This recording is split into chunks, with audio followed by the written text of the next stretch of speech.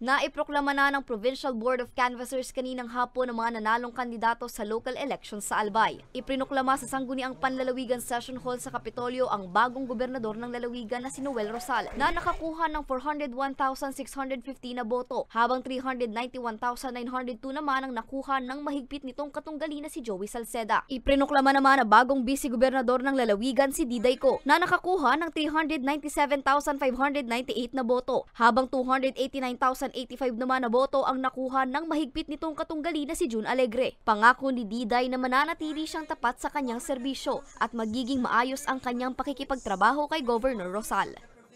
You know, election is done, so it's time to move on. We all work together for the progress of Albay.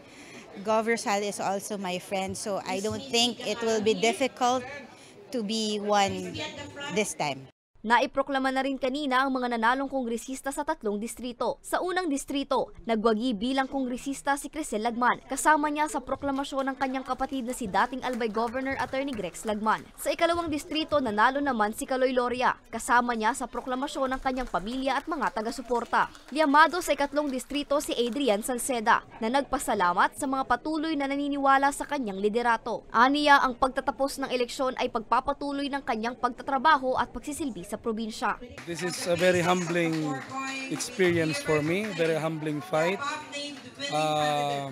Ganyan talaga siguro siyempre, ganyan talaga paglaban.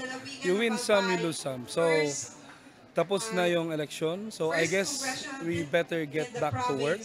Magpapasalamat tayo sa mga leaders natin na walang sawang sumusuporta at naniniwala sa liderato ng pamilya Salceda. Iprinoklama rin ng mga bagong board members na sina Sheena Onrubia, Gio Bongao at Carol Ziga ng unang distrito. Kasama sa proklamasyon si incumbent board member Melissa Abadeza, incumbent Legazpi City Councilor Glenn Casulia at Harold Imperial ng ikalawang distrito. Naiproklama din sina Kongkong Salceda, Brian Arandia, Manny Ribaya at incumbent Libon Municipal Mayor Das Marunilla bilang board members sa ikatlong distrito.